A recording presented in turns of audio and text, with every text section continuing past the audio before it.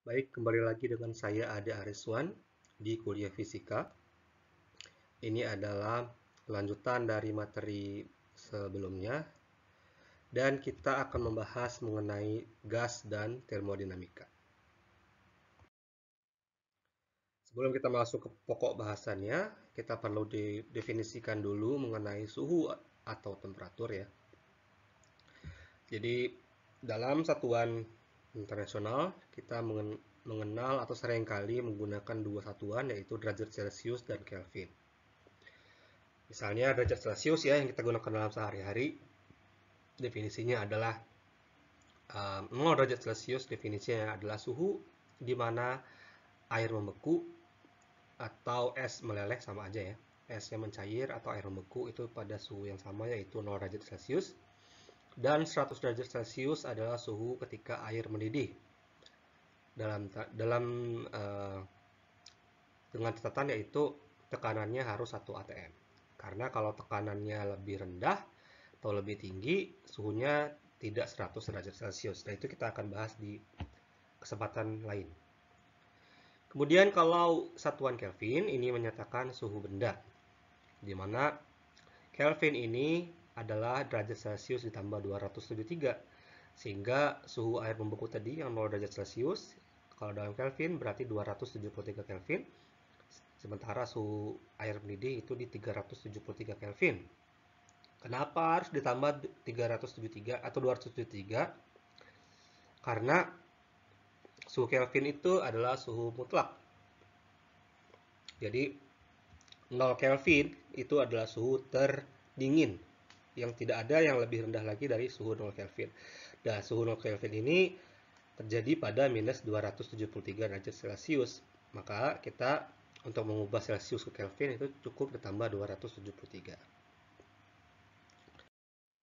Kemudian tentang wujud zat. Ya, secara umum ada 3 wujud zat yaitu padat, cair, dan gas. Padat itu ketika partikel-partikelnya tersusun rapi dan rapat, tidak berubah dan mempertahankan bentuknya. Sementara kalau cair itu partikel renggang, tapi masih ada gaya tarik menarik di antaranya. Dan ini bentuknya akan menyesuaikan dengan wadahnya. Sementara kalau gas itu partikelnya saling menjauh dan ini akan mengisi semua wadahnya. Wadahnya sebesar apapun, gas tersebut akan mengisi ke sudut terjauh dari wadah tersebut. Nah, tapi satu lagi sifat tambahan dari gas yang tidak dimiliki dua wujud lainnya, yaitu gas itu bisa dikompresi. Jadi misalnya kita punya gas dalam wadah 1 liter, mau kita mampatkan, kita kompresi dari 1 liter menjadi 0,5 liter itu bisa. Tapi kalau cair nggak bisa ya. Kita misalnya punya air di dalam botol 1 liter, kita press ya, itu pasti bocor atau botolnya pecah. Tapi kalau gas itu bisa.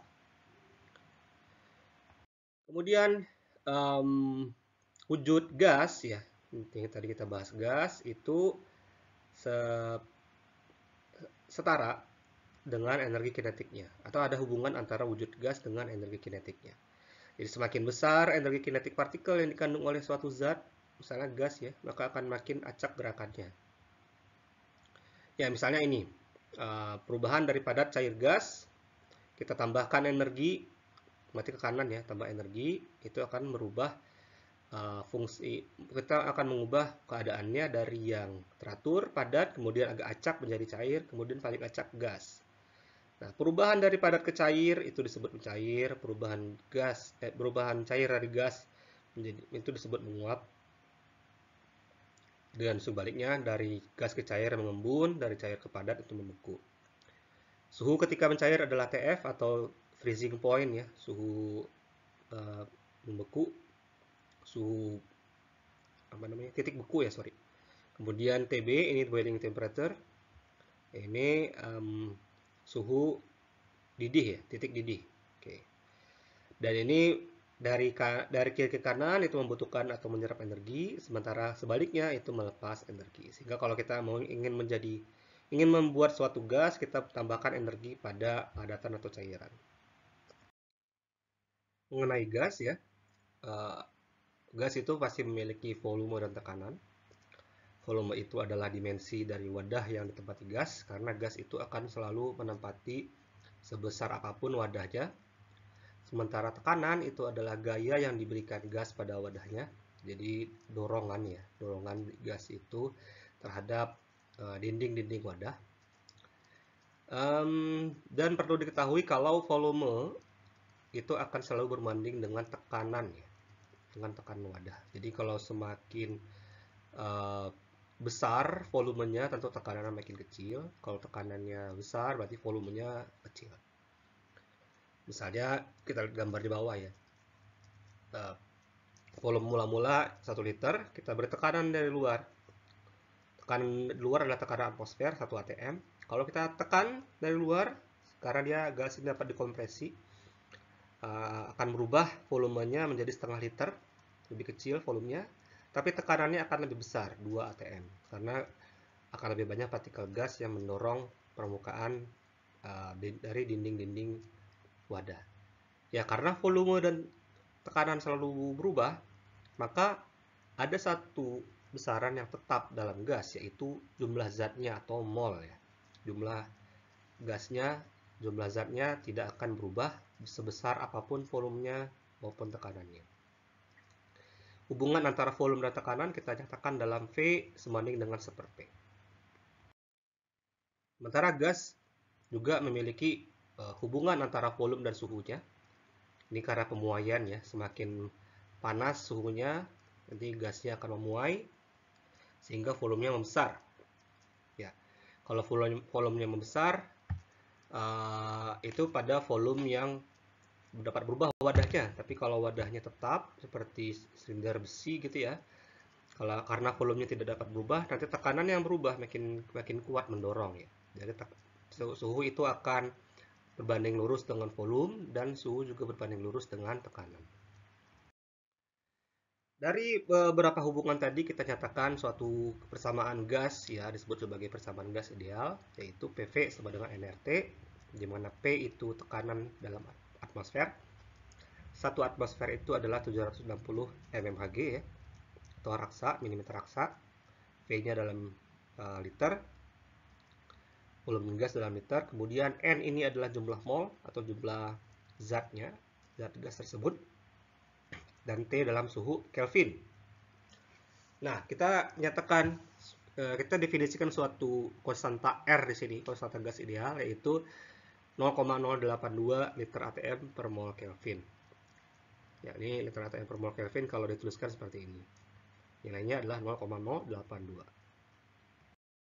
Contoh, hitunglah jumlah mol gas oksigen yang berada dalam wadah 15 liter ya, berarti volumenya 15 liter, dengan suhu 27 derajat Celcius dan tekanannya 10 atmosfer. Berarti kita gunakan persamaan gas ideal, PV sama dengan nRT, kita gunakan N, molnya, PV per RT, di mana T-nya adalah 27 derajat Celcius ditambah 273, yaitu 300 Kelvin. Kita masukkan angkanya 10 atm dikali 15 liter dibagi 0,082 dibagi 300 Kelvin, kita dapatkan 6,098 mol. Kemudian kita dapat membuat perbandingan volume, tekanan, dan suhu dari suatu gas pada keadaan yang berbeda. Jadi karena molnya sama, R-nya juga sama, kita bisa eliminasi. Kemudian kita dapatkan persamaan P1 per V1, P1 V1 per P2 V2 sama dengan T1 per T2. Dan jika T-nya konstan atau suhunya konstan, kita bisa rumuskan P1 V1 sama dengan P2 V2 atau P1 per P2 sama dengan V2 per P1. Misalnya ya, kalau gas dalam suhu tetap volume mula-mulanya 2 liter, kita tekan menjadi 0,5 liter, dan P1-nya 1 atmosfer, kita bisa hitung P2 sama dengan 1 atm dikali 2 liter dibagi 0,5 liter atau 4 atmosfer. Ini akan menjadi 4 kali lipat dari tekanan semula. Ini adalah ringkasan dari beberapa rumus yang bisa digunakan. P1 per P2 sama dengan V2 per V1. atau P1 per P2 sama dengan T1 per T2, atau V1 per V2 sama dengan T1 per T2. Kemudian energi kinetik gas, rumusnya sama dengan EK sama dengan 3 per 2 KT, di mana K ini adalah konstanta Boltzmann 1,38 kali 10 pangkat 23 Joule per Kelvin, dan T adalah suhu dalam Kelvin. Berikutnya kita akan membahas kilas tentang termodinamika. Termodinamika itu terkait dengan kalor ya. Kalor itu adalah energi panas, dan energi panas atau energi kalor itu adalah energi yang berpindah akibat adanya perbedaan suhu, dan akan berhenti jika terjadi keseimbangan termal, yaitu suhu kedua benda sama. Misalnya kita campurkan es dengan air panas, esnya minus 2 derajat Celcius, air panasnya 90 derajat Celcius, kita campurkan. Nanti keduanya akan mencapai suhu yang sama, yaitu 20 derajat Celcius, air dingin biasa ya. Nah, aliran kalornya akan berpindah dari air panas ke kalor. Jadi pindahnya dari benda panas ke benda dingin. Dari air panas ke es ya, sorry. Jadi air panas itu kalornya berkurang, sementara es kalornya bertambah. Ketika suhunya udah sama, tidak akan ada lagi aliran kalor. Untuk perhitungan kalor, kita bisa gunakan rumus Q sama dengan MC kecil delta T. Ini kalau kita gunakan benda secara umum, di mana M itu masanya dan C adalah kalor jenis. Kalau air, kalor jenisnya 4200 Joule per kilogram derajat Celcius, atau 1 kalori per gram derajat Celcius. Sementara kalau bendanya tertentu, misalnya kalorimeter, dengan isi-isinya kita nggak perlu lagi timbang suhunya. Maaf, nggak perlu lagi timbang masanya ya. Karena langsung kita gunakan kapasitas kalor, Joule per derajat Celcius. Delta T itu perubahan suhu ya. Bisa dalam derajat Celcius, bisa dalam Kelvin, karena deltanya sama. Perbedaan kalor itu mengikuti Q yang dilepas, kalor yang dilepas sama dengan kalor yang diterima. Misalnya kita celupkan logam panas ke dalam air, nanti logamnya akan mendingin dan airnya akan menjadi panas, sama seperti tadi ya. Misalnya logam panas suhunya 200 derajat Celcius, air itu suhunya 25 derajat Celcius. Ini akan mencapai suhu yang sama. Berarti yang logam panasnya akan turun suhunya, sementara air suhunya akan naik. Misalnya ada karbon steel 100 gram, kalor jenisnya 490 Joule per kilogram derajat Celcius, suhunya 200 derajat ya tadi. Dicelupkan dalam 1 kg air, kalor jenisnya 4200 Joule per kilogram derajat Celcius, suhunya 25 derajat Celcius. Hitung suhu air kedua benda tersebut. Ya, jadi delta T-nya untuk karbon steel itu adalah 200 kurang TF, sementara air adalah TF kurang 25, karena kan naik suhunya.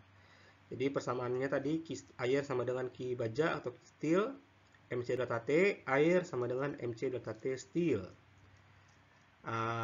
Masa airnya 1 kilo, C-nya 4200, TF-nya delta TF begini ya, TF kurang 25. Masa bajanya 0,1 kg ya, kan 100 gram ya, kali 460 dikali 400 kurang TF. Nah, kita dapatkan TF-nya adalah 27,02 derajat Celcius. Berarti suhu airnya naik sekitar 2,02 derajat Celcius. Sedalam ini ya, dalam pembahasan termodinamika sebenarnya masih lebih panjang, tapi kita terbatas waktu. Ada hukum 1 termodinamika, hukum kedua, dan nanti ada hukum ketiga. Hukum 1 tentang total energi dalam sistem adalah kalor tambah kerja, sementara hukum kedua menjelaskan entropi atau arah perubahan energi. Ini adalah beberapa istilah yang perlu diingat atau diketahui nanti ya, energi dalam sistem, lingkungan, kerja, kemudian entropi. Tapi kita akan bahas di kesempatan berikutnya. Demikian mengenai materi kita kali ini, gas dan termodinamika. Sampai ketemu lagi di pertemuan berikutnya.